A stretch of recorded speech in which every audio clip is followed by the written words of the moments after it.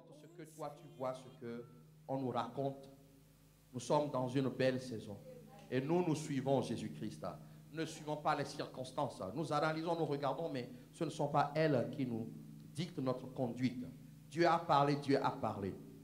Dieu a dit à Béthania, élargis l'espace de ta tente. C'est ce que nous sommes en train de faire et c'est ce que nous allons faire. Dis-moi Amen. Là où tu te trouves, Dieu a parlé. Dieu a parlé. Dieu a parlé. Le coronavirus ne va jamais me dicter ma conduite.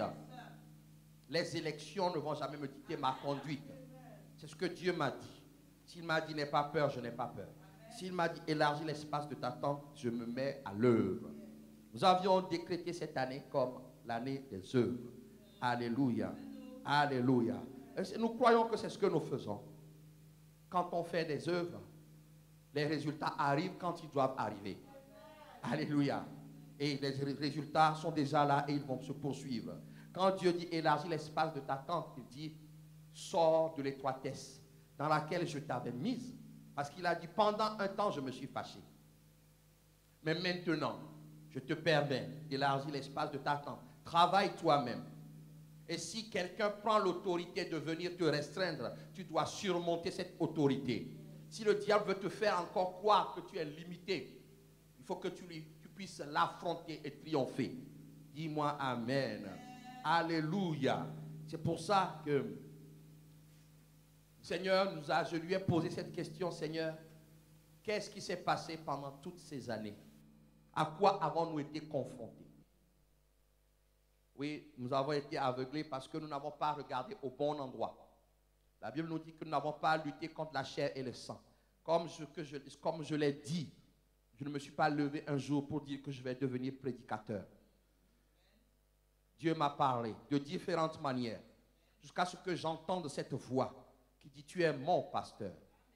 Il me dit prêche l'évangile, qu'on sache du nord au sud, de l'est à l'ouest, qu'on sache qu'il n'y a point de Dieu si ce n'est moi. C'est ce que j'ai essayé de faire. Mais il y a des obstacles que je n'ai pas su surmonter parce que je n'ai pas écouté celui-là qui éclaire. Voilà pourquoi il s'est opposé à moi, il s'est opposé à cette église. Maintenant, il a dit c'est bon, vous êtes revenus parce que vous existez pour que d'autres soient sauvés. Vous n'existez pas pour que quelqu'un ait les papiers, vous n'existez pas pour que quelqu'un soit marié, vous n'existez pas pour que quelqu'un trouve du travail, vous existez pour que d'autres soient sauvés. Et le reste accompagnera. Comme nous sommes revenus, dit maintenant, vous allez accueillir des fils. Vous allez accueillir des filles. Personne ne sera plus limité. À partir du moment où vous restez dans ma volonté, accueillir des fils, c'est que d'autres soient sauvés. Accueillir des filles, c'est que d'autres soient sauvés. Ta vie doit être une lumière qui éclaire, qui attire d'autres à Christ. Ça, c'est le plan de Dieu maintenant. C'est le plan de Dieu. Voilà pourquoi je ne prêcherai pas le coronavirus, je ne prêcherai pas les élections de Joe Biden, je prêcherai Jésus-Christ. Alléluia. Alléluia. Lorsque nous voulons nous répandre, le Seigneur nous dit, je vais vous enseigner sur ce qui vous est arrivé, pour que si ça se reproduit, que ça ne se reproduise pas, que vous puissiez voir arriver. Vous avez été confrontés à l'esprit de Jézabel. Beaucoup d'églises sont confrontées à cet esprit et ils ne s'en rendent pas compte. Comme nous ne nous en sommes pas rendus compte, j'ai été prévenu, je n'ai pas accepté, mais j'expliquerai plus tard. Dieu veut que nous puissions comprendre, parce que la saison qui arrive, c'est une saison que les hommes vont dire, saison de folie. Mais ce n'est pas une saison de folie, c'est une saison des choses inouïes. Ce que l'œil n'a point vu, ce que les oreilles n'ont pas entendu, ce qui n'est pas monté dans le cœur de l'homme, c'est ce qui va rentrer dans ta vie. La saison des choses inouïes. Mais quand les choses là inouïes arrivent, il faut que tu saches comment dire conforter, comment garder, comment préserver. Parce que lorsque le diable est vaincu, il dit je ne suis pas... Il est vaincu, sa position c'est une position de vaincu. Mais il va encore chercher des efforts, des forces pour venir. Mais je déclare qu'il ne te trouvera pas. Alléluia. Quel que soit ce que je vais dire, parce nous sommes en train d'étudier notre opposant. Quel que soit ce que je vais dire, je voudrais te rappeler ta garantie. Il y en a 5. La Bible nous dit que Jésus-Christ est venu détruire les œuvres du diable. Alors je proclame que dans ta vie, quel que soit ce que je vais dire, si tu as la foi, les œuvres du diable ne subsisteront pas tant que tu seras dans la volonté de Dieu. C'est ce que 1 Jean 3, 8 nous dit. Deuxième garantie, Le Seigneur me dit de rappeler ces garanties pour que quelqu'un ne pense pas qu'on est en train de faire l'apologie des démons. Nous disons qu'ils sont vaincus. Nous voulons juste les connaître.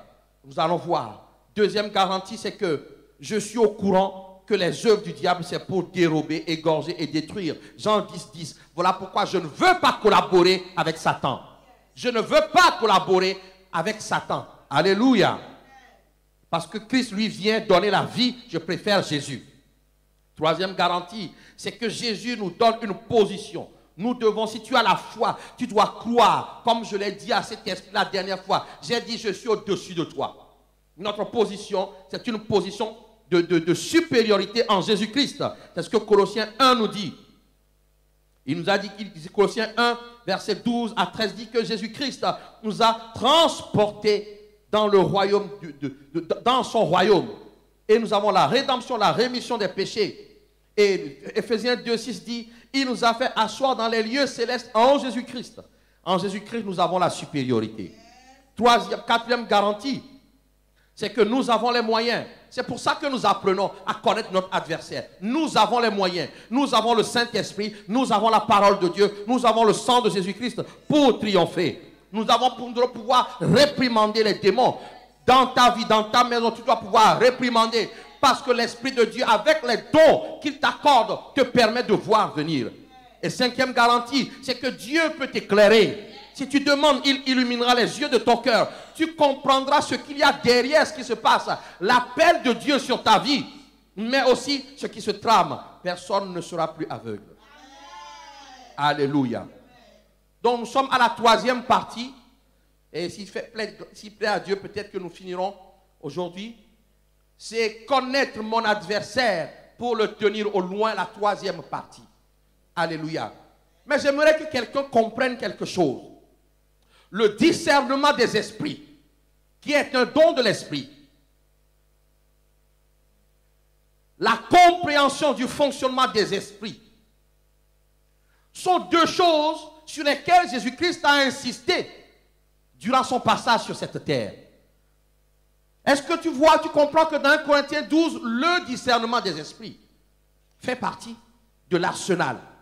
Nous devons demander pour comprendre ce qui se passe. Et deuxièmement, nous devons comprendre comment ça fonctionne.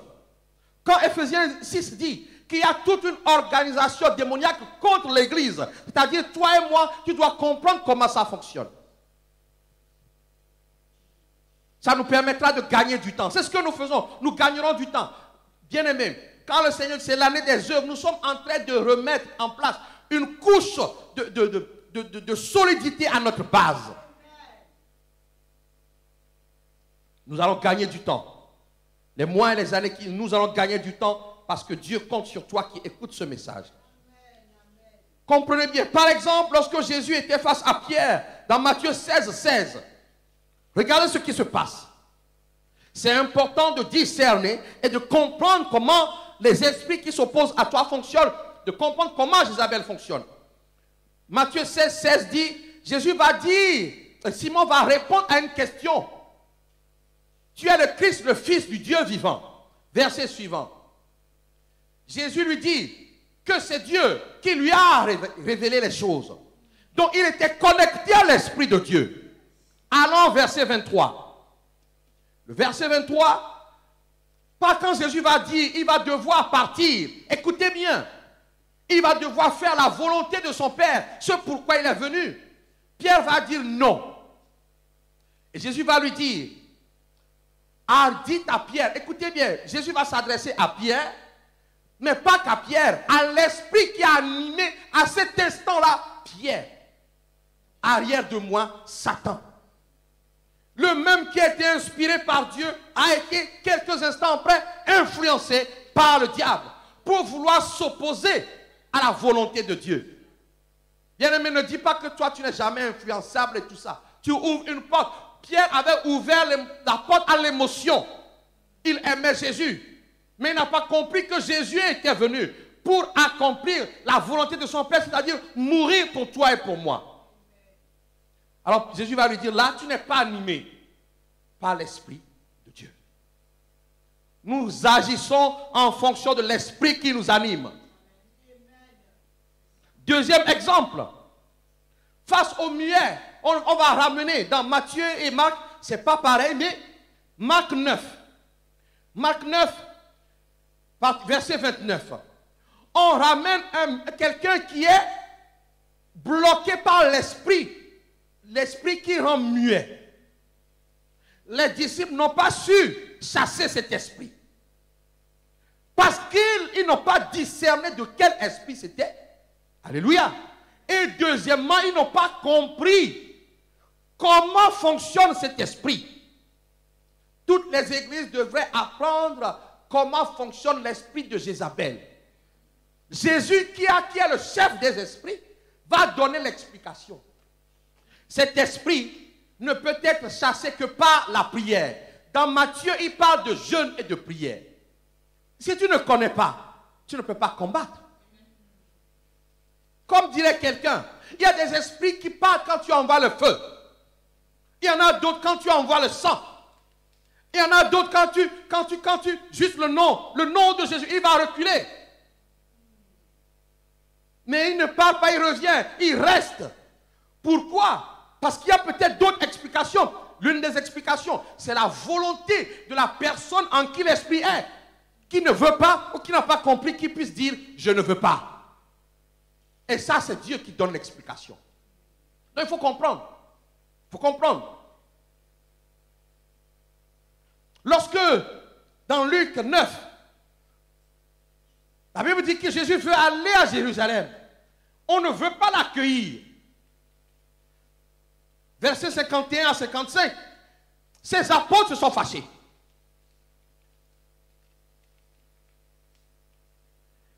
Mais le verset 55, la Bible dit que Jésus s'est dit, je m'en vais. Et puis il n'était pas accueilli. Et puis ses apôtres vont dire, allez, envoie le feu, fire. Jésus va dire, mais vous ne savez de quel esprit vous êtes animé. Oui, tu peux dire simplement que oui, c'est parce qu'ils ne comprennent pas la puissance de l'esprit qu'il y a en eux. Ok, je ne suis pas contre. Mais aussi tu peux dire qu'ils ont été animés à l'instant même par un esprit méchant. Jésus-Christ n'est pas venu perdre les gens. Jésus-Christ n'est pas venu perdre les gens.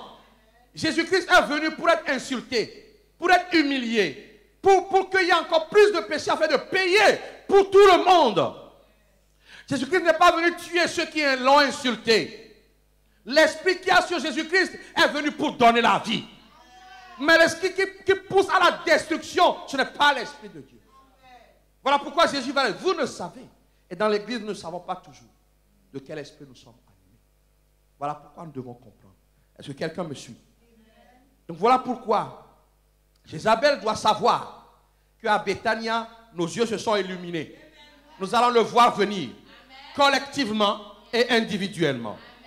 Je peux rentrer dans le message? Tu es convaincu qu'il faut que tu comprennes? Alléluia.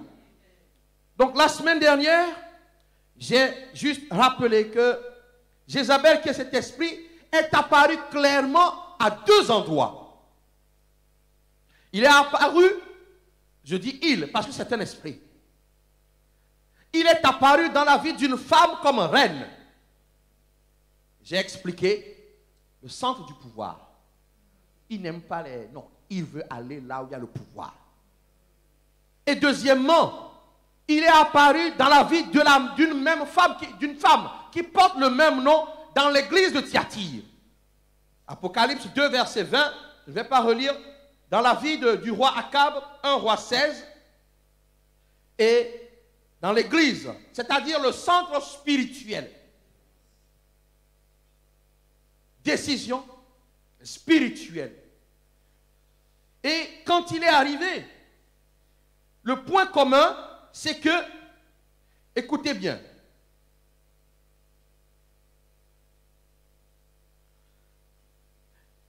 il arrive et il attire dans le péché, il maintient dans le péché. Vous me comprenez? Il vient, si la Bible dit, vous marchez selon l'esprit, vous n'accomplirez pas les désirs de la chair. Quiconque marche dans l'esprit ne peut pas reproduire les péchés. Et ça, on a vu sur plusieurs siècles, le même esprit a fonctionné. Il est venu, la Bible nous explique que le roi Akab était un mauvais roi. Donc c'est un esprit qui s'infiltre déjà là où il y a le péché. Il s'est infiltré dans l'église de Thyatire. Comment? Parce qu'ils l'ont laissé faire. Ça s'appelle aussi le péché. Accepter, je vous ai dit, pardonnez-moi les exemples du passé. Mais accepter que je m'oppose à toi, si Dieu me dit de m'opposer à toi.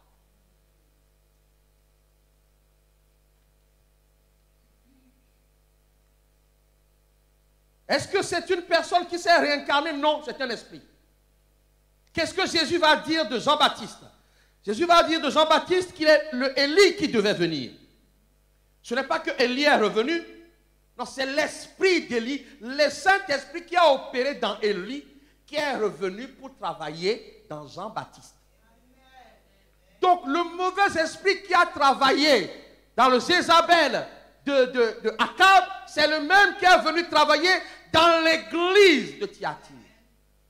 Et j'insiste, ce n'est pas un homme, ce n'est pas une femme, c'est un esprit. Seigneur, je te remercie parce que tu révèles à quelqu'un, tu dévoiles à quelqu'un cet esprit.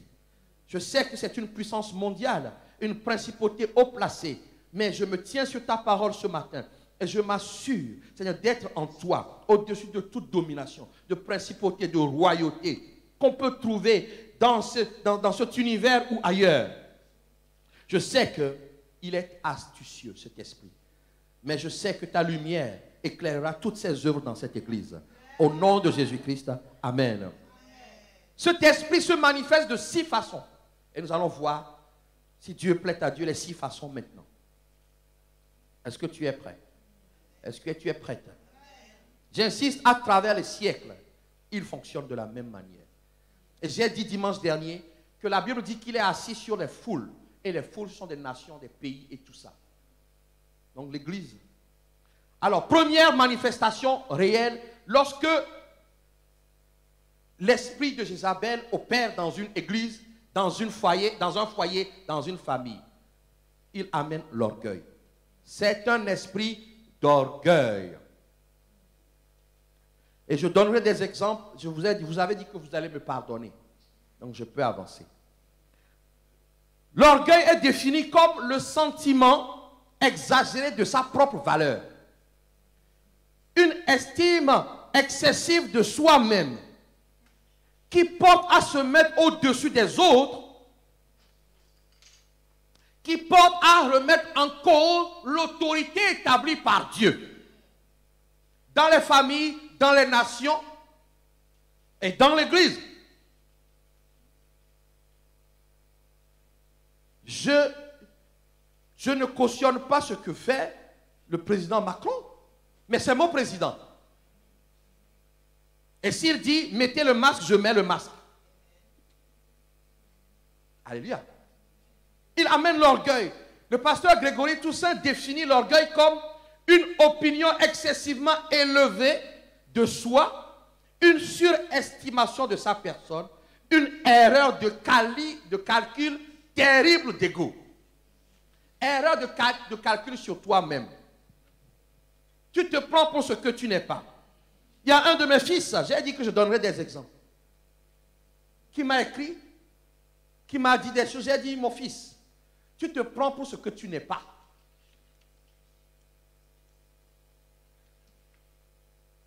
Tu te prends pour ce que tu n'es pas. C'est ça l'orgueil. Et dans l'église, on se prend pour ce qu'on n'est pas et nous l'avons connu. Lorsque le pasteur donne une consigne, il y avait un groupe qui décidait s'il fallait appliquer cette consigne ou pas. C'est des orgueilleux. C'était. Le mandat ici, c'est moi. Et je libère l'autorité en fonction de ce que Dieu me donne.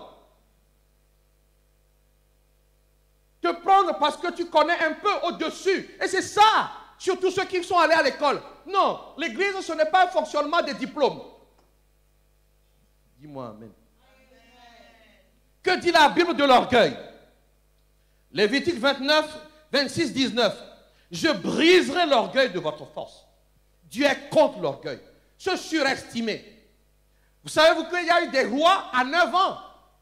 Si Dieu dit que le roi a 9 ans, le roi a 9 ans. Et vous devez vous soumettre. Dis-moi amen. Proverbe 8, verset 3 dit, la crainte de l'Éternel, c'est la haine du mal. L'arrogance et l'orgueil, la voie du mal. Les combats que nous avons eus entre nous à Bethania, beaucoup étaient liés à l'orgueil. Quand des gens venaient dans mon bureau pour m'apprendre à pastorer, tu viens de naître de nouveau.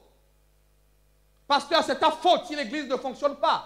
Pourquoi? Parce que je viens juste de te dire que tu couches avec une femme que tu n'as pas épousée. Donc le pasteur, viens, je vais te faire la leçon. Oh pasteur, c'est comme ça qu'on doit faire. Pasteur, il faut refonder les fondations de l'église. Mais toi, tu es qui? Quand Jésus m'a appelé, m'a emmené dans le ciel, tu n'étais pas là. Et ça se passe même dans les groupes. On va donner une autorité à quelqu'un. Parce que tu crois que tu sais un peu. Mais non, si on prend un enfant, te met, le met devant toi, tu acceptes. Et ça va dans les familles. Je l'ai déjà dit.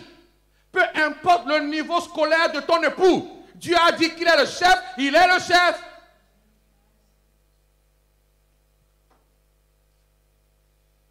Jean 2,16 dit ceci. Tout ce qui est dans le monde, la convoitise de la chair, la convoitise des yeux et l'orgueil de la vie ne vient point du Père, mais vient du monde. Lorsque tu commences à te surestimer, Jézabel aime les honneurs. Sache déjà qu'il t'a influencé. Il va te pousser à rechercher la première place. Mais Dieu ne t'a pas donné la première place. Gloire à Dieu, parce qu'il dit que les derniers seront les premiers. Attends ton tour. Jézabel aime les honneurs. Comme quand il sème cette envie, tu vas te fâcher à ça. Il faut savoir qu'il veut t'éloigner afin qu'il devienne ton Dieu. Tu vas aimer vivre comme lui, animé par cette recherche d'honneur. Il s'est proclamé reine, mais il n'est pas reine. Quelqu'un m'entend? Quelqu'un m'entend? Ésaïe 47, 5 dit, on ne t'appellera plus souveraine des royaumes. Il s'est donné un titre. Et dans l'église, bien aimé, je vous ai dit comment un jour je demande à un enfant, il me dit, mais non, ce n'est pas toi le pasteur, c'est elle le pasteur. Mais l'autre n'est pas en question. Ce n'est pas celui-là que l'enfant désigne, c'est ceux qui lui ont dit. Je sais, je connais mon fils, il n'a rien dit. C'est ceux qui lui ont dénigré leur pasteur pour dire, il n'est pas le pasteur, c'est lui. Et lui va entendre ça, sa tête va gonfler. Mais il est où pasteur depuis quand?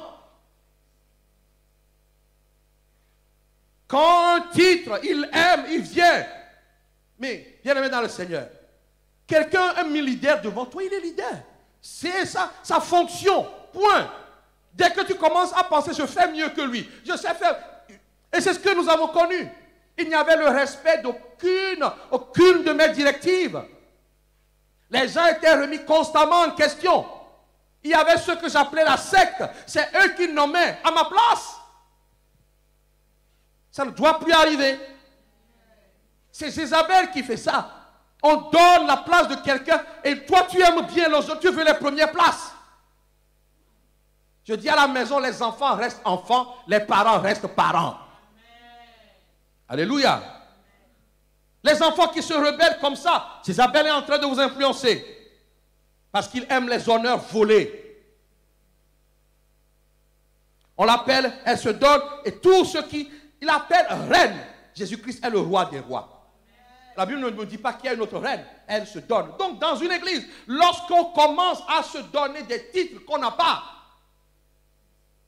Un jour, j'ai entendu quelqu'un. J'ai dit, ben, je t'ai demandé de faire ça. Il m'a dit non. Mais l'autre ne m'a pas dit de faire. Je dis pardon. Je suis son pasteur. Donc moi, je t'ai dit de faire. Tu me dis que l'autre ne t'a pas dit de faire. Mais il a pris ma fonction. Il n'est pas le pasteur. Ce n'est pas lui qui donne les directives.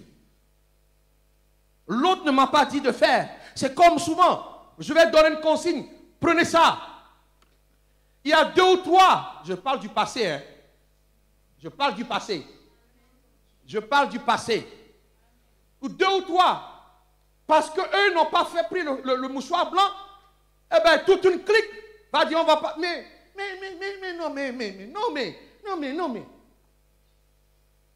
Voilà ce que nous avons connu.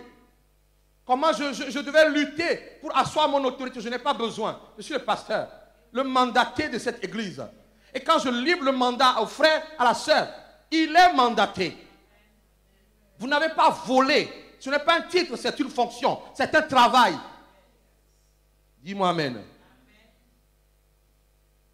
Alors quand il y a cet esprit d'orgueil qui opère, ça amène dans l'église, comment on appelle ça? De la discrimination. Entre pasteurs, il y a le racisme. Hein? Est-ce que vous le savez? Quand cet esprit est là, il y a par exemple des pasteurs blancs qui pensent que nous sommes en France et que je suis pasteur parce que j'ai échoué ma vie. Hé frère, je suis plus diplômé que toi. Grave. Non, ma vie humaine est réussie. Ou ils disent, ils sont tout le temps en train de chasser les démons, d'imposer les mains. C'est que les pasteurs noirs. Alors les pasteurs noirs aussi sont racistes. Ils disent, oh les pasteurs blancs là, ils ne sont pas spirituels. Ils ne sont pas si. Mais les pasteurs blancs, à partir du moment où tu associes à la personne une race, tu es raciste. Et ça arrive dans l'église. Pourquoi les noirs, beaucoup de noirs ne peuvent pas tenir dans une église majoritairement de blancs? Oui, les blancs, ça s'appelle du racisme. Tu crois qu'à cause de ta couleur, tu es plus spirituel. C'est faux. Et vice-versa. Les blancs, nous avons eu des blancs, des personnes, et ils n'ont pas tenu ici. Pourquoi? Ce n'est pas normal. Soit ils se croient supérieurs, ou soit on ne les a pas bien accueillis. C'est comme ça que ça s'est produit, le racisme. Quand cet esprit est là, deuxièmement, ça amène la rébellion. La Bible nous dit ceci. Romains 12, verset 3. Par la grâce qui m'a été donnée, je dis à chacun de n'avoir pas de lui-même une trop haute opinion, mais de revêtir les sentiments modestes selon la mesure de foi que Dieu lui a départie. La Bible nous dit de nous soumettre les uns aux autres. La Bible nous dit d'obéir à ses conducteurs. La Bible nous dit de respecter les autorités. L'esprit de Jézabel suscite à l'église, dans la famille, le contraire de tout ça. C'est ce que nous avons connu. Ça ne doit plus arriver. Ni dans les maisons, ni dans l'église, ni dans ton travail. Laisse-moi te dire ceci. La soumission est un principe divin. La soumission est un principe divin. Voilà pourquoi Dieu va l'installer même dans le foyer. Est-ce que vous vous êtes posé cette question? Dieu va l'installer. Lorsque Jézabel est là, l'insoumission est là. La rébellion est là. Laisse-moi te dire quelque chose. Dans ce que les hommes appellent la Trinité, je dis bien les hommes appellent la Trinité. Dieu n'a pas appelé ça la Trinité. Mais ce que les hommes appellent la Trinité, Dieu le Père, Dieu le Fils, Dieu le Saint-Esprit, il y a la soumission.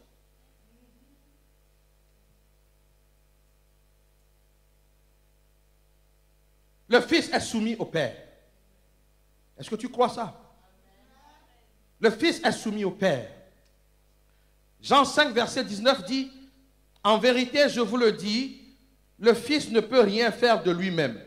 Il ne fait que ce qu'il voit faire le Père. Et tout ce que le Père fait, le Fils aussi le fait pareillement. Sans chercher à faire plus, sans chercher à faire moins. Il fait exactement ce que Dieu, son Père, lui demande, ce que Dieu, son Père, fait. Alléluia. Alléluia. Le Fils est soumis au Père.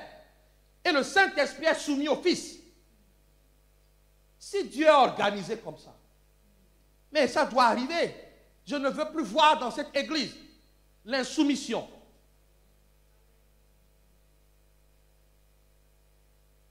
Dès que tu commences à te rebeller contre le leader qui est devant toi, sache juste que tu es Isabelle est en train de mettre une forteresse. Jean 15, verset 26 dit, quand sera venu le consolateur, que je vous enverrai. Que je vous enverrai. La soumission, c'est un principe divin. Dans les entreprises, je suis économiste, je suis organisateur. Je connais les histoires des entreprises libérées, où il n'y a pas de hiérarchie. Ça fonctionne juste un temps. C'est un principe divin. Jésus envoie le Saint-Esprit comme Jésus a été envoyé par le Père. La soumission est un principe universel. Alors la Bible nous dit que les hommes, premièrement, doivent obéir à Dieu. Tu dois obéir à Dieu. Dans cette église, nous avons venu ce temps où on choisissait les versets qu'on voulait. Si Dieu dit que c'est rouge, c'est rouge. Si Dieu dit qu'on doit marcher sur la tête, on marche sur la tête. Jacques 4, verset 7 dit, soumettez-vous donc à Dieu. Soumettez-vous donc à Dieu. Ensuite, Dieu dit qu'il y a une hiérarchie dans la famille. J'insiste parce que la famille, c'est la cellule fondamentale et de la nation et aussi de l'église. Il y a une hiérarchie dans la famille. Ephésiens 5, verset 22. Femmes, soyez soumises à vos maris. Nous avons connu par le passé des femmes ici à Bethania qui voulaient se mettre au-dessus de leur mari. Ça ne doit plus arriver. Vous devez enseigner aux jeunes filles qui vont se marier. Vous êtes soumises malgré le bac plus 78 que tu as. Soyez soumises à vos maris. Et maris, aimez vos femmes. Comme Christ a aimé l'église. Ephésiens 6, verset 1. Les enfants. Enfants, obéissez à vos parents. Les parents, nous avons connu ici des parents qui étaient submergés par les enfants, même des enfants qui marchaient à peine. Ça ne doit pas arriver. Tu dois reprendre ton enfant, tu dois le soumettre, tu dois le corriger. Si vous refusez, nous allons tous le payer. Nous allons tous le payer. Enfants, obéissez. Bien-aimés, vous devez apprendre aux enfants à obéir. Alléluia. Quand je dis ça, je n'ai pas dit de taper pour eux. Ce n'est pas la bonne méthode. Éduque. S'il vous plaît, éduquez. Ça, c'est bien. Ça, ce n'est pas bien. Ça, c'est bien. Jésus n'a pas, je ne veux pas ça. Jésus ne veut pas ça. Je vous ai donné l'exemple de mon fils. Le jour où j'ai dit, je vais te punir, il dit, je vais le dire à Jésus. Ah bon? Il a compris une chose. Si tu es injuste envers moi, Jésus ne sera pas d'accord. Donc, j'ai réfléchi avant de le punir. Éduquez. Éduquer les enfants à Bethania ne peuvent pas être rois. Je suis en train de dire des choses qui doivent durer, même après ma mort. Éduquer. Éduquer. Il faut éduquer. Enfants, obéissez. Donc, parents, ne laissez pas les enfants dominer. Pas parce que nous sommes en Europe. Ils sont en train de le payer. Ils sont en train de le payer. Ensuite, la Bible dit d'obéir aux responsables. Ephésiens 6, 5. Serviteurs, obéissez à vos maîtres au travail, bien-aimés dans le Seigneur. Le chrétien ne fait pas partie des contestataires au travail. On a donné une responsabilité à quelqu'un, il doit assumer. Je n'ai pas dit de se taire, tu peux parler, mais s'il dit, ok, produisez ça, vous produisez. Alléluia. Oui, moi je pense que tu ne penses pas, frère. Bien-aimé, moi je suis dirigé par des gens, je suis plus diplômé qu'eux. J'ai plus d'expérience. J'accepte. J'accepte. J'accepte parce que Dieu me dit, toute autorité vient de moi. Ce que tu manges, j'ai placé cet homme, cette femme, même pour t'éprouver, pour te faire progresser. Accepte. Dans l'entreprise, sois un exemple. Ensuite, de manière générale, dans la société, 1 Pierre 5, 5 dit, vous qui êtes jeunes, soyez soumis aux anciens. Dans tous vos rapports mutuels, revêtez-vous d'humilité, car Dieu résiste aux orgueilleux. Bien-aimés dans le Seigneur, dans la société, moi je me lève, je dis, Élisée, tu prends mon sac. Il dit, pourquoi? Je dis, tu dois me servir. Mais ce que je lui demande, il doit pouvoir le faire aussi dehors. Il voit une personne âgée en train de souffrir. Madame, est-ce que je peux vous aider? Ça, c'est en train de disparaître. Oui, on prend, la vieille dame va se casser la figure, on va sortir son téléphone. Jézabel a opéré. Jézabel a opéré. Jézabel, une vieille dame va rentrer dans le métro. Il dit, monsieur, jeune homme, est-ce que je peux m'asseoir? Oh, ben dis donc là. Jézabel opère sur les nations, mais toi qui es enfant de Dieu, tu dois manifester autre chose. Nous faisons les choses selon l'esprit qui nous anime. Tu dois te lever. Si la dame dit, jeune homme, est-ce que je peux m'asseoir? Allez-y, madame. Alléluia. Ensuite, Dieu nous demande de respecter les autorités. Regardez ce qui se passe aux États-Unis. Le diable veut diviser ce pays. Un pays, lorsqu'il... La Bible dit de respecter les autorités. Même si je n'ai pas voté pour Macron, Macron c'est mon président. C'est mon président. Monsieur Castex, je ne le connais pas. Mais il dit, vous mettez les masques, on met les masques. On met la distanciation. Oui, j'ai le Saint-Esprit. Non, si tu as vraiment le Saint-Esprit, tu dois connaître cette parole.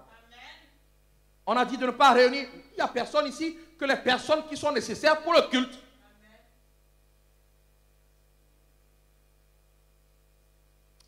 Que toute personne soit soumise aux autorités. Romains 13:1. Supérieure. Car il n'y a point d'autorité qui ne vienne de Dieu. Et les autorités sont instituées par Dieu. Ensuite, Dieu dit dans l'église. Dans l'église. Dans l'église. Le Seigneur m'a dit un jour, tranche. J'ai dit non, j'ai trouvé des excuses. J'ai dit, oh, eux, ils ont tel problème. Tu vas le payer, je l'ai payé. Pour qu'une de mes consignes soit respectée, si je ne me fâche pas. Non, je dis, je ne parle pas. Les choses sont en train de se mettre en place. J'ai dit, c'est fait. Ça doit être comme ça. Quand tu as une autorité, tu dis, ça doit être fait. Quelqu'un ne le fait pas, tu me l'amènes, je le discipline. Quelqu'un m'entend? Hébreux 13:17 dit, obéissez à vos conducteurs et ayez pour eux de la déférence, car ils veillent sur vos âmes, comme devant en rendre compte. Vous ne pouvez même pas imaginer. Des gens qui rentraient dans mon bureau pour me parler. Toi, ta vie est un poids pour moi et tu viens m'insulter. Dieu ne peut pas te récompenser. Non. C'est un fardeau que je suis en train de déposer à Dieu. Tu viens m'insulter. Tu dois m'obéir. Et toute personne qui est établie dans cette église, dans une autorité, on doit lui obéir. Nous avons connu les sectes et les... Ça ne peut plus arriver. C'est une armée à Béthania. Dis-moi amen. Dis-moi amen. Quel que soit le groupe d'activité, vous devez obéir. C'est ce que la Bible dit. Tu es rempli du Saint-Esprit, obéis au chef qui est devant toi. Et après, dans l'église, les uns aux autres. Soumettez-vous les uns aux autres. Éphésiens 5, verset 21. Dans la crainte du Christ, soumettez-vous. Bien-aimé dans le Seigneur, comprends ceci. Ce que nous avons connu, Jézabel nous a eu. Vraiment. Les anciens doivent se rappeler. Je parle aujourd'hui, je rends grâce à Dieu qui m'a rajouté une année. Et je voudrais vous dire merci à tous pour l'affection que vous m'avez témoignée. Justement parce que vous m'avez témoigné de l'affection, je suis motivé à encore bien faire. Bien faire. Je n'accepterai aucune rébellion à Béthania. Je te disciplinerai. Je t'exclurai même. Je t'exclurai même. Oui, j'ai le droit d'exclure. Si tu ne te répands pas, je t'exclurai. Jézabel déteste la soumission.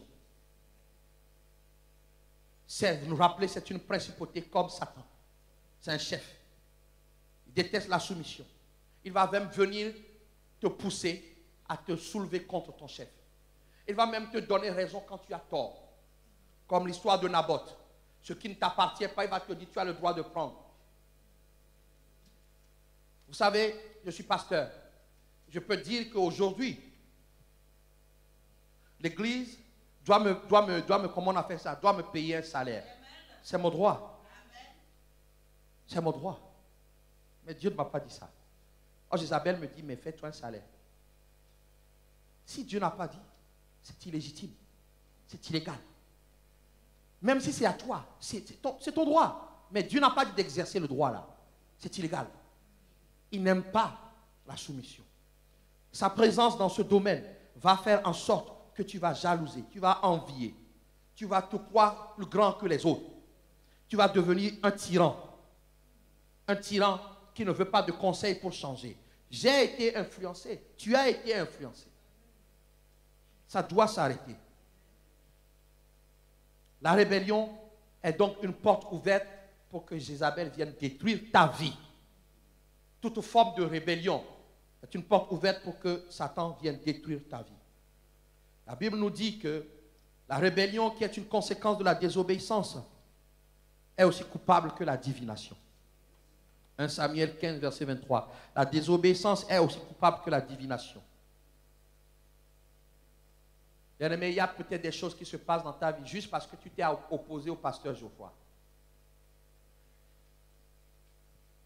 Je n'ai rien demandé. C'est un principe divin. Vaut mieux que tu te répandes pour que tu puisses élargir l'espace de ta tente. Peut-être qu'il y a quelque chose dans ta vie parce que tu t'es opposé au leader qui est devant toi. Répands-toi pour que tu puisses élargir l'espace de ta tente. Peut-être parce que tu t'es rébellé quand ton père t'a éduqué. J'ai dit t'a éduqué. Tu t'es rébellé contre ton père, contre ta mère. Ce n'est pas ce que Dieu souhaite. La Bible nous demande d'honorer nos parents. Tu dois te repentir et que quelque chose change. Peut-être dans ton travail, tu t'es rebellé contre ton chef. Voilà pourquoi tu n'as pas la promotion. Quelqu'un t'a vu. Le chef n'a rien dit, mais quelqu'un t'a vu. Voilà pourquoi tu es bloqué. Tu dois te repentir. La soumission est un principe divin. Peut-être que tu insultes la France, tu insultes le président, tu insultes le premier ministre. Tu dois te repentir. C'est que Jézabel t'a eu. Tu peux ne pas être d'accord, mais n'insulte pas l'autorité.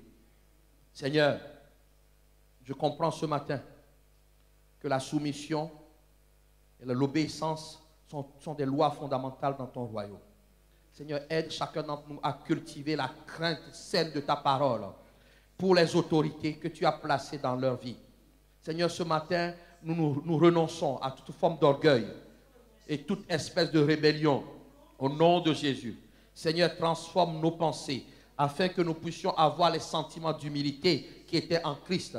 Seigneur, il existait sous forme de Dieu, mais n'a pas regardé son égalité comme une proie à arracher avec toi. Seigneur, il s'est dépouillé lui-même. Seigneur, je prie que quelqu'un puisse se dépouiller, ne pas avoir une haute opinion de soi-même. Oh Seigneur, je prie que quelqu'un ne commence pas à dire mon ministère, mon ceci, mon ce ça. Seigneur Dieu, enlève ce langage de la bouche de quelqu'un. Oh mon appel, mon ci, mon ça, enlève ça. Tu es celui-là qui manifeste chacun au temps convenable. Laisse que l'honneur soit pour toi. Nous disons Amen. J'ai juste parlé du premier esprit, c'est ça. Mon Dieu. Ok. Deuxième manifestation, quand Jézabel entre dans une vie ou dans une église, c'est la manipulation. Manipuler, c'est orienter la conduite de quelqu'un, d'un groupe, dans le sens qu'on désire, sans que la personne s'en rende compte. L'objectif est d'agir sur la volonté et sans forcément recourir aux incantations ou au surnaturel. Poussé par Jézabel, c'est on manipule les autres contre la volonté de Dieu si nous sommes dans l'église. Regardez ce que Satan dit à Jésus dans Matthieu 4, verset 8 et 9. Il lui montra les royaumes du monde et leur gloire et lui dit, je te donnerai toutes ces choses si tu te prosternes. C'était la vérité. Puisque Satan a perdu la domination. Et il lui montre. Mais comment? Il veut qu'il change ce pourquoi il était venu. Bien-aimés, dans cette église, nous avons que des gens qui sont venus avec de bonnes intentions. Et puis, peu après, on les a retrouvés comme des opposants. Ce que Jézabel fait, c'est qu'il aime donner raison. C'est un rusé. Pour parvenir à ses fins, c'est quoi? C'est détruire l'église. Pour pouvoir être adoré. L'église, les bâtiments peuvent rester. Les hommes peuvent rester. Mais Jésus-Christ ne sera plus au centre. Et comment Jézabel manipule? Il manipule par la richesse. d'abord. Il va t'accorder des biens. Il va t'accorder des choses. Voilà comment il donne du travail à ceux qui sont engagés dans le service à certains moments où on a besoin d'eux. Voilà pourquoi le travail que tu as, tu dois demander, Seigneur, est-ce bien toi? La Bible nous dit, comme elle est la reine de la prospérité dans le ciel. Voilà pourquoi il achète des pasteurs. Les pasteurs se vendent, juste pour que leur église soit remplie. Je rends grâce à Dieu, ce n'est pas arrivé ici. Mais je préviens, il faut venir me secouer. Si vous voyez que, parce qu'il y a une richesse bizarre, je commence à ne plus prêcher Jésus, il faut venir. Là, vous me prenez pour votre frère. Vous me secouez, vous me corrigez. Il manipule avec des dons, des choses qu'il donne. Apocalypse 18 dit ceci, verset 3. Toutes les nations ont bu du vin de la fureur de son impudicité, et que les rois de la terre se sont livrés avec elle à l'impudicité, et que les marchands de la terre se sont enrichis par la puissance de son luxe. Verset 19, la fin, malheur, malheur, la grande ville où se sont enrichis par son opulence tous ceux qui ont des navires sur la mer, et une seule heure a été détruite. Il peut enrichir. Il peut donner des choses. Juste pour te détourner du destin glorieux que Dieu a pour toi, la vie éternelle. Ce n'est pas tout ce qui est don qui est bon. Alléluia. Alléluia. La Bible nous enseigne qu'il a enrichi Akab. 1 Roi 21, verset 20. Akab dit à Ali, m'as-tu trouvé mon ennemi? Il répondit, je t'ai trouvé parce que tu t'es vendu. Se vendre à Satan, c'est faire sa volonté. Se vendre à Jézabel, c'est accepter qu'il contrôle notre vie par des choses qu'il met dans notre vie. Voilà comment un enfant va commencer à se rebeller parce qu'il est chez son parent et il gagne le SMIC. Oh, t'as plus rien à me dire. T'as plus rien à me dire.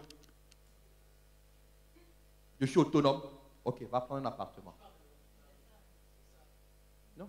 Tu es sous mon toit, tu respectes ce que je dis. Cet argent-là qui te pousse à te rebeller, ça ne vient pas de Dieu. Alléluia. Alléluia. La Bible dit, écoutez bien. Et pour ceux qui se disent appelés au ministère, écoutez-moi bien. Mon ministère, mon appel. Des choses que je ne veux même plus entendre. Écoutez bien. Akab, 1 Roi 22, 39. Le reste des actions d'Akab, tout ce qu'il a fait, la maison d'ivoire qu'il a construite et toutes les villes qu'il a bâties, cela n'est-il pas écrit dans le livre des Chroniques? Il a construit sa richesse avec les matériaux que Jézabel a amenés de son royaume dans sa vie. Il s'est vendu, c'est ce que Élie lui a dit. Lorsque nous acceptons les dons, je parle de dons matériels. Les dons matériels qui ne viennent pas de Dieu. Sachez que tôt ou tard, vous allez commencer à célébrer ces dons matériels parce que Dieu n'est pas dedans. Quand Dieu est dedans, on célèbre d'abord Dieu. Ça lui donne des droits. Ensuite, il va manipuler avec les mots. L'argent, les dons, tu vas me dire, je ne suis pas concerné. D'ailleurs, mon compte est vide. Moi, je crois que mon compte est rempli. Je dis juste que c'est parce que tu ne vois pas encore. Ah, toi, tu vois déjà. Alléluia. Si quelqu'un dit, mais ton compte, je dis, non, non, non. Achète du collier. Vois que mon compte est rempli. Donc, je célébrerai Dieu. Ensuite, il manipule par les mots. La flatterie. Lorsque j'ai commencé à conduire la louange, Dieu m'a vite enseigné, hein, ne jamais écouter ce que les hommes disent à l'église. J'ai commencé, waouh, oh c'était chaud. Ah, des sœurs sont sorties, après ils ont dansé, après le culte. Ah, Geoffroy, vraiment. C'était bien. Alors, heureusement que je ne me suis pas appuyé sur ce qu'ils m'ont dit. Le dimanche d'après, Geoffroy, c'était trop nul. Parce que Jézabel est dans les extrêmes. Il te lève, si tu ne veux pas répondre, il te rabaisse. La flatterie, c'est un compliment exagéré, donc faux et intéressé. Quand quelqu'un bizarrement me dit hey, « homme de Dieu », je dis pardon, je dis dans ma tête, Seigneur, je n'ai même pas entendu. Ça, c'est le premier pas. Mais j'ai fait quoi encore? J'ai encore rien fait. Combien d'églises ai-je implanté? Combien de disciples vraiment forts j'ai fait? Homme de Dieu. Gloire à Dieu. Ça ne me touche même pas. Or, certains ici ont été touchés. Oh, serviteurs de Dieu. Certains avaient des titres de pasteur. Oh, j'ai découvert, hein. Pasteur, grand évangéliste. Ou des amis au loin qui vont t'appeler ta pasteur. Ce n'est pas pour se moquer. Isabelle est à l'œuvre. On va te flatter. Oh, grand. Ici, il y a des gens, on a cherché à vous débaucher. Oh, ce que tu fais, c'est très bien. Hein? C'est vrai, c'est pas vrai. Ce que tu fais, oh, tu chantes bien. Oh, tes vidéos sont magnifiques. Oh, tu fais ton travail. Donc, il fait son travail dans son église. Donc, il ne peut pas le continuer dans son église. Il faut qu'il vienne continuer chez toi. Et il y en a qui partent comme ça. Et il dit, oh, je suis épanoui. Mais Jézabel t'a eu. La flatterie. La flatterie. Je rends grâce au Seigneur, j'ai une femme, elle ne flatte pas. Tu veux te gonfler, tu te dégonfles vite fait. Je l'appelle la casseuse. Elle et mon fils, c'est les casseurs de la maison. Moi et ma fille, on est les enjoués. Nous, les enthousiastes. Plaise à Dieu que vous soyez équilibrés.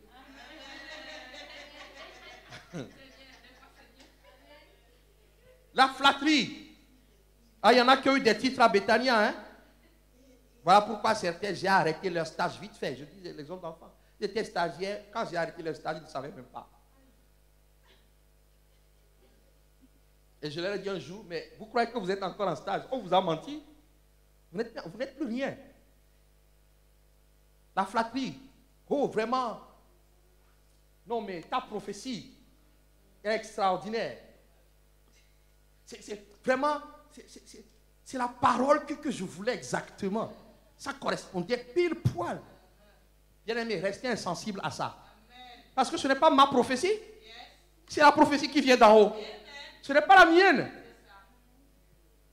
Oh, tu es bon. Oh. Mais sache juste, il flatte pour tuer après. Jézabel, c'est un tueur de prophètes. C'est un tueur de serviteurs de Dieu. C'est quelqu'un qui rend insensible à la vérité. Combien de fois je me suis opposé? J'ai dit, je me suis opposé à toute l'église. Je pleurais avant de vous venir vous prêcher. Je dis, Seigneur, va prêcher, dis-leur qu'ils mentent. Dis-leur qu'ils ne sont pas dans la... avant de venir, je pleurais dans mon bureau. Parce que le cœur du peuple était devenu insensible. Après, moi aussi, je suis devenu insensible. Je ne voulais plus qu'on me parle. Certains, et pourtant, Dieu a envoyé certains parmi vous. Je ne voulais plus rien entendre. Jézabel nous a eus. Alléluia. La flatterie, ton ego, surtout ceux qui servent là. Ah, Élisée, tu joues trop bien. Mais Élisée joue trop bien. Est-ce que Dieu t'a dit que son cœur était en accord avec la batterie là, avec le travail qu'il a fait? Ne cédez pas à la flatterie des hommes. C'est les mêmes que Satan va utiliser pour te détruire. Parce que avec la flatterie, il y a les remarques condescendantes. C'est le même esprit. Quand le Jéhu a été nommé roi, Jézabel est allée à sa rencontre, il l'a méprisé. Les gens étaient bien aimés dans le Seigneur. Ça ne doit plus arriver. Dieu a envoyé des gens dans cette église, ils sont repartis. Parce qu'on les a méprisés.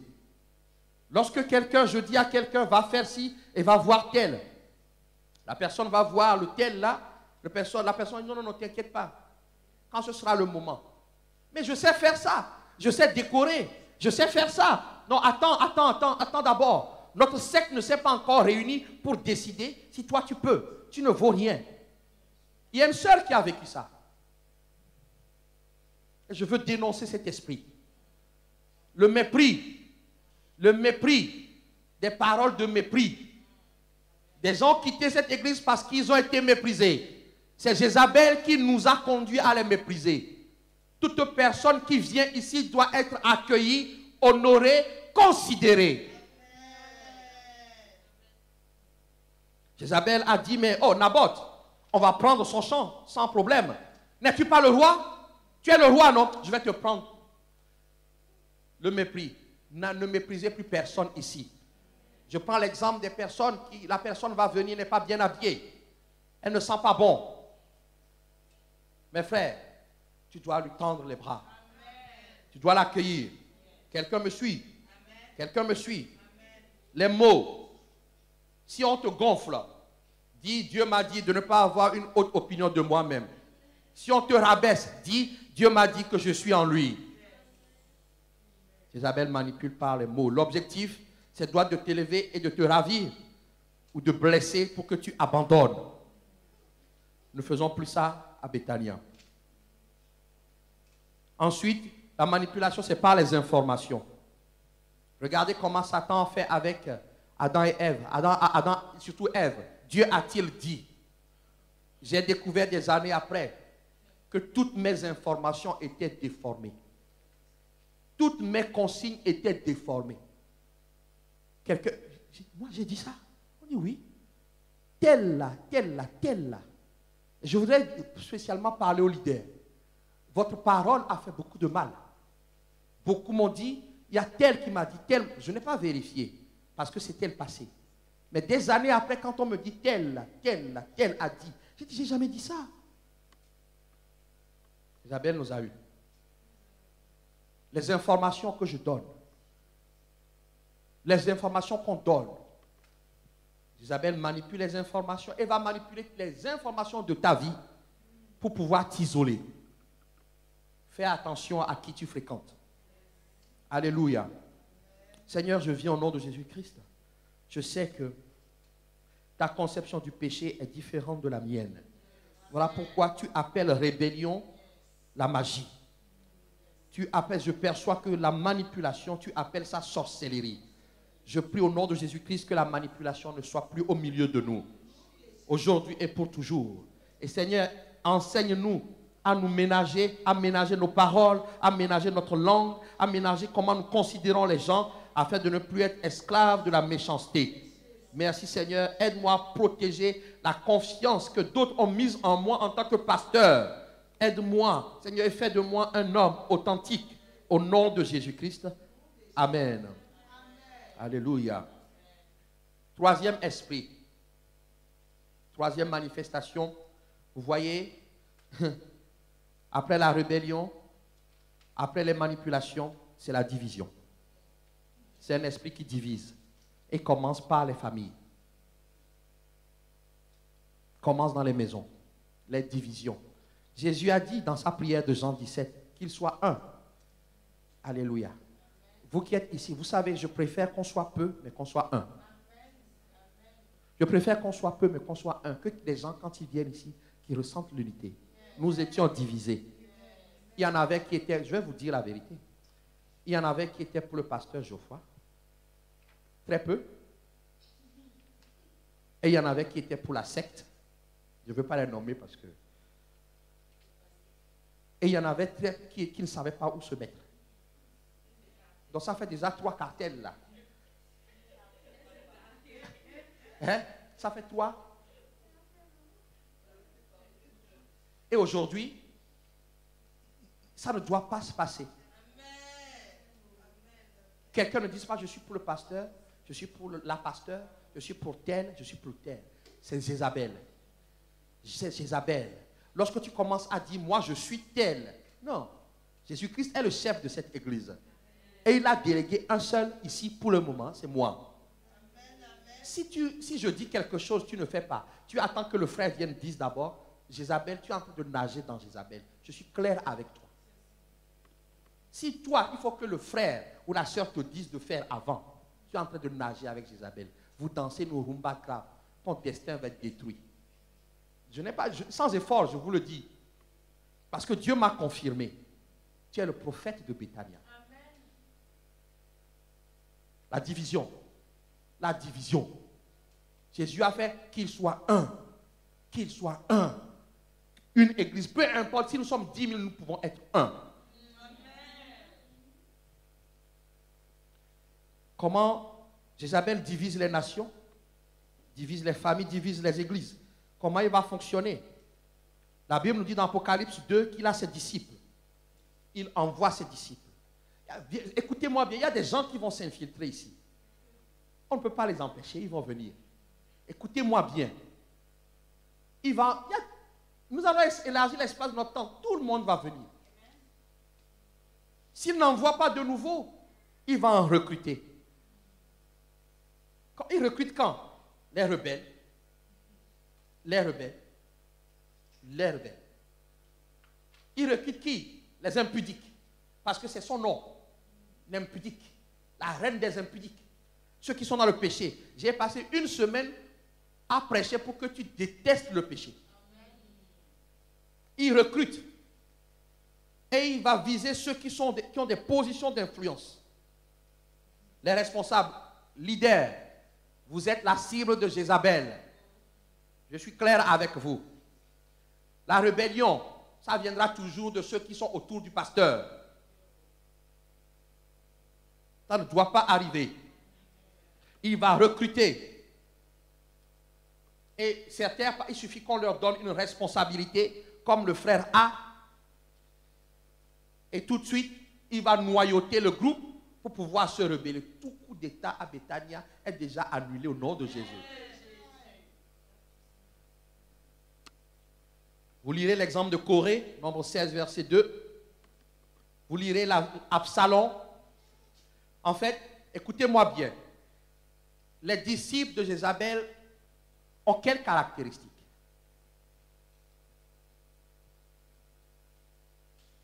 Vous voulez savoir?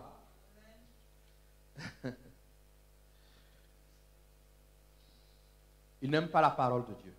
Ils ne veulent pas obéir à la parole de Dieu. S'ils obéissent, ils ne peuvent pas faire ce qu'ils font. Deuxièmement, ils sont ambitieux.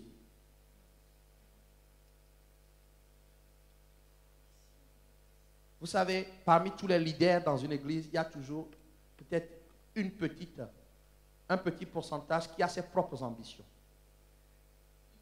Le Seigneur m'a dit, tu vas faire des enfants pour élargir l'espace de ta tente. Tu vas faire aussi des enfants pour aller rétablir l'ordre dans d'autres églises. J'ai dit, Seigneur, ça c'est trop dur. Mais j'ai compris. Si c'est la volonté de Dieu, c'est ce que je vais faire. Mais il y a une troisième catégorie. C'est qu'ils ont des ambitions qui ne viennent pas de Dieu. C'est facile de tenir le micro. Le pastorat, ce n'est pas que le micro. Ils ont des ambitions. Ils voient la sœur au protocole, mais moi, je mesure 2 mètres. J'ai des jambes longues comme ça. La sœur ne peut pas faire le protocole. Moi, je vais faire mieux. Pourquoi? Pour qu'on les voit à l'entrée. Quand tu veux te marier. Donc, ton ambition, c'est que tous les hommes qui viennent à l'église te voient avant d'aller voir Jésus. Donc, ton ambition, c'est de virer la sœur aimée pour prendre sa place. Mais tu crois? Donc, si on te remarque juste par ça, c'est un mari de Jézabel que tu vas avoir. Des ambitions personnelles. Donc, j'ai dit ambition. Troisième, c'est d'être frustré. Les gens pensent que l'église, parce que tu n'as pas réussi ta vie, c'est l'endroit où tu vas réussir ta vie. Tu es frustré, les frustrés. Jézabel va ta frustration. Ta frustration. Et donc, si le pasteur ne te laisse pas faire, comme quelqu'un m'a dit, mais le pasteur ne me... Le pasteur ne me donne pas l'occasion de montrer ce que je sais à faire. Non, on n'est pas ici pour montrer. Tu veux montrer parce que tu n'as pas montré dans ta famille. Tu n'as pas montré parmi tes amis. Il faut maintenant que sur YouTube, le pasteur te donne l'opportunité de montrer. J'ai dit, Seigneur, c'est Jesus, les frustrés. Dis, je ne suis pas frustré. Et l'une de leurs caractéristiques aussi, c'est d'identifier chez le peuple des besoins, soit disant que le pasteur ne peut pas assouvir. Par exemple, le pasteur n'est jamais disponible. Ah mais non, on ne peut pas aller voir le pasteur. Non, il n'est pas disponible. Mais moi, je peux. Viens, je vais prier pour toi. Frère, je ne t'ai donné aucun mandat. Non, le pasteur n'est pas disponible. Non. le frère Landry, il est fatigué. On ne va pas le voir. On va régler ça entre nous. Régler quoi? Tu as quel mandat? C'est ce que j'appelle des serviteurs clandestins. C'est toujours la frustration. Ils vont repérer, le pasteur n'est pas disponible. Hey, je suis disponible. Le responsable spirituel, c'est moi. J'ai donné délégation à des gens, mais ils doivent me rendre compte. Quelqu'un m'entend? Quelqu'un m'entend? Absalom était frustré. Il était frustré. Voilà pourquoi il a voulu renverser. Bien-aimé, le fait que Dieu t'ait accordé un don ne te donne pas le droit de pouvoir renverser l'ordre établi à l'église. J'ai dit un jour à quelqu'un, toi tu as un don, mais moi je suis un don. Est-ce que tu vois la nuance? Tu n'es pas encore devenu un don. Tu as un don. Ne sois pas frustré. Si tu veux servir le Seigneur, malgré tes dons, nettoie les toilettes. Ah, il ne veut pas nettoyer. Toute personne à Bethania doit passer. Je dis aux leaders, on va en parler très bientôt.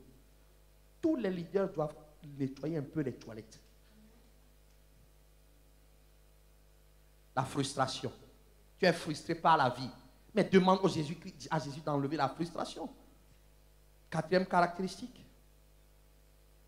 C'est celui qui agresse continuellement le leader. Oh, j'ai connu. Hein. Oh, il y en a qui sont passés dans mon bureau. C'est ta faute, pasteur. Agresser le leader, il y a différentes façons de faire. Hein. Ça peut être affronté publiquement, comme le frère A, ou le faire en douce. Le pasteur va dire quelque chose. Derrière, tu vois, c'est pas vrai. Le pasteur n'a pas le droit. Ça, c'est le mot. Il n'a pas le droit. Mais pour qui nous sommes tous sauvés. Nous avons tous le Saint-Esprit.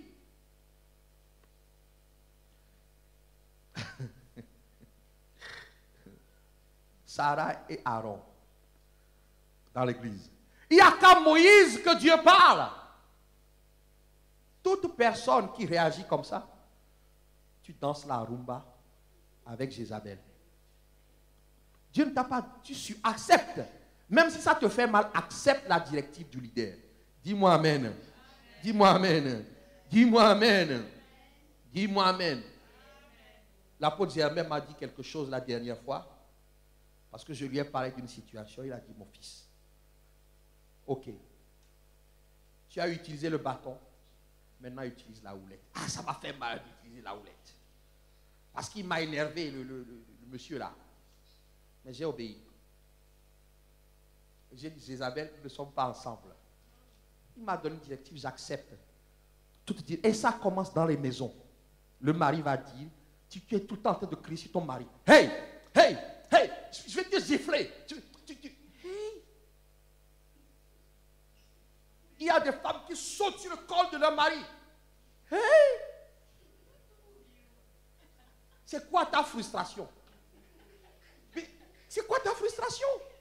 Il ne te satisfait pas? Mais parlez-en. C'est quoi ta frustration? Il faut que toute ta famille voit que tu n'es pas la chef sœur. Tu as insulté ton mari à tout le monde. Maintenant, quand ça va bien, vous voyez, vous êtes serrés comme ça. Les gens disent, regardez-moi ça. Regardez-moi, c'est fichu de nous.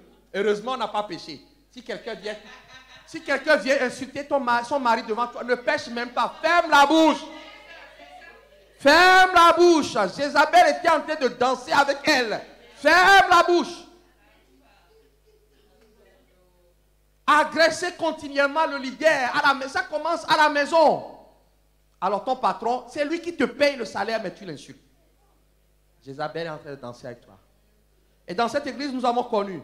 J'ai subi l'opprobre. J'ai subi les insultes. J'ai subi les contestations. J'ai failli mourir. Mais Dieu m'a tenu. Voilà pourquoi je ne laisserai pas faire. Et si je donne autorité à quelqu'un, frère, soeur, on t'insulte, tu viens me voir. On va les discipliner. Amen. Alléluia. Amen. Les familles sont la cible. Le mariage est attaqué. Ne n'acceptons pas. Quand Jézabel est là, elle veut diviser les familles. Vous savez quoi? les familles contredisent sa nature impudique. On l'appelle impudique. Voilà pourquoi je veux dire à quelqu'un, parce que je crois que je ne pourrai pas faire les 6 aujourd'hui. Je veux dire à quelqu'un, tu n'es pas encore marié. Ne goûte pas aux hommes ou aux femmes. Tu es en train de danser avec Jézabel. Parce que tu ne peux pas entrer dans l'institution qui contrecarre l'impudicité qu'elle porte ou qu'il porte. Je veux dire aux jeunes hommes, ce que tu sèmes maintenant, tu vas le payer plus tard. La division dont je parle, toi tu as goûté à la fille que quelqu'un va épouser. Mais est-ce que tu accepterais que quelqu'un goûte à la femme que tu vas épouser? Tu vas le payer parce qu'un temps va venir, la frustration là va venir, vous allez être divisés. Jézabel va se rappeler que vous aviez dansé ensemble.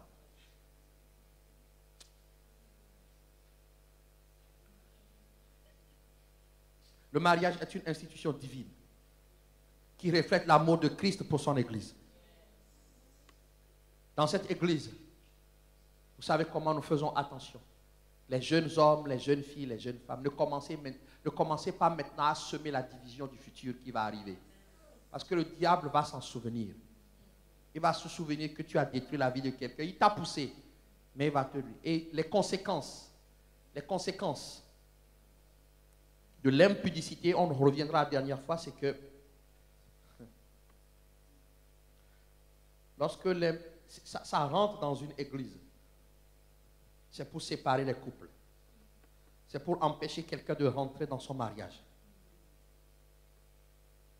Et puis, ce qui va se passer, c'est que c'est un esprit tellement méchant que toi, jeune femme, qui va avoir des relations avec quelqu'un maintenant, hors de ton mariage, jeune homme, qui va avoir des relations sexuelles maintenant, si le travail de délivrance n'est pas fait, Jézabel initie ce qu'on appelle le mariage spirituel.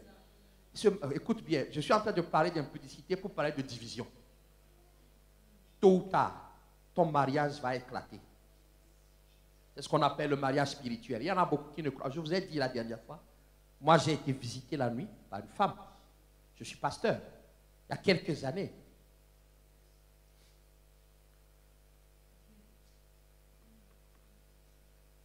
Si tu fais ça maintenant, tu vas commencer à voir, je vous ai dit cette semaine comment j'ai prié pour cette fille qui a eu des relations sexuelles avec un homme et des serpents ont mis des œufs dans son ventre.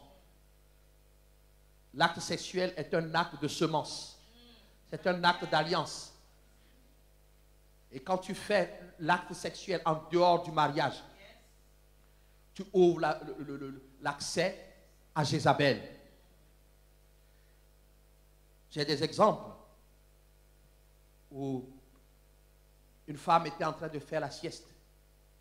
Je dis la sieste, elle ne dort pas la nuit, la sieste. Et d'un coup, elle a senti une présence sur elle, en train de la secouer, d'avoir des relations sexuelles. Elle ne voyait personne.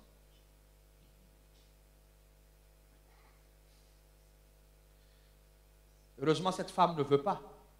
Certains sont tellement fatigués qu'ils subissent. Ils sont en couple, c'est-à-dire mariés, mais ils ne sont jamais satisfaits. Et donc, qu'est-ce qui se passe? Ça amène, soit le mari va mourir, la femme va mourir, au mieux, divorce. C'est parti d'où? Cette division du divorce, c'est parti d'où? Des relations que tu as eues une fois en passant dans un hôtel. Parce que Jézabel et ses esprits, il peut aussi devenir un homme. Il peut habiter un homme totalement. Je te parle de division et je te parle d'impudicité. Ça va trop loin. Voilà pourquoi lorsque nous préparons les gens au mariage, nous faisons le travail de délivrance. Sinon, la division dont je parle, bien-aimé dans le Seigneur, je crois que je vais m'arrêter là. J'ai été prétentieux, je pensais pouvoir faire les 6 aujourd'hui. Je vais m'arrêter là. De toutes les façons, après ces enseignements, nous aurons une semaine de prière intense. De délivrance et d'auto-délivrance. Mais de délivrance, bien aimé, il y a des choses, tu peux faire l'auto-délivrance. Mais je voudrais parler à un frère, à une soeur.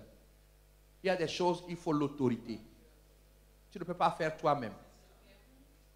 Celui que Dieu a établi ici doit prier pour toi. Alléluia. Donc quand ce temps va venir, il y a beaucoup de jeunes hommes et beaucoup de jeunes femmes qui vont bientôt se marier. Laissez-nous vous aider. Laissez-moi prier pour vous. Ceux qui pensent que ce n'est pas mon affaire, vous allez le regretter. Il y a 2 personnes. Je l'ai dit la dernière fois, 2 hommes. Dieu me les a montrés. Je sais qu'ils savent. Je prie Dieu qu'il prenne la décision de venir me voir. Pour qu'on puisse les aider. Mes jeunes sœurs, jeunes frères, prenez la décision maintenant. La division du futur, ça se traite maintenant. Parce que Jézabel, nous le verrons la prochaine fois, c'est l'esprit de sensualité. L'esprit d'impudicité. Nous allons nous lever, nous allons prier.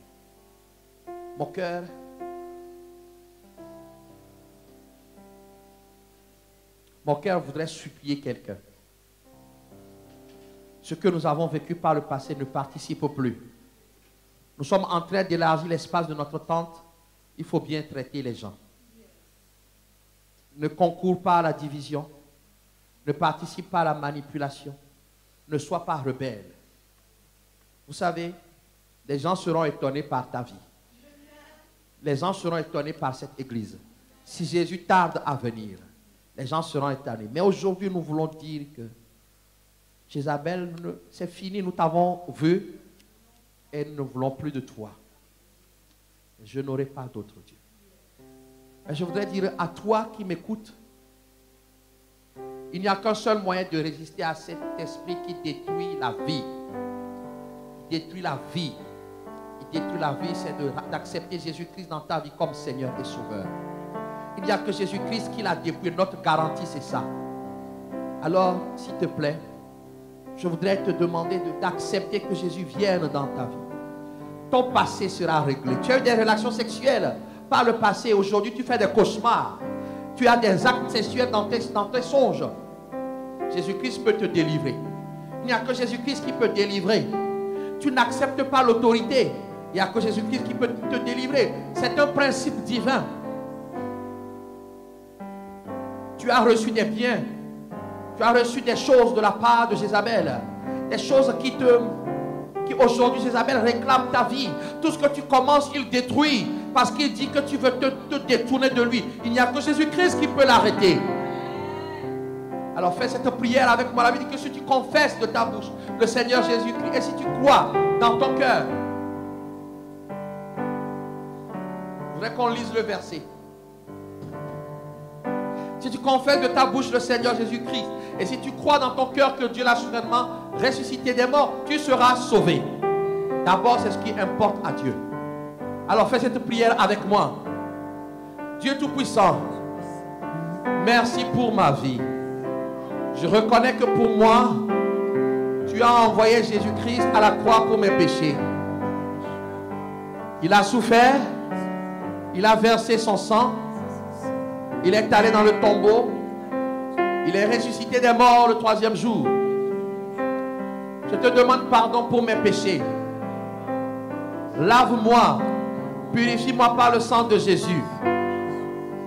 Je crois que je suis pardonné et justifié par son sang.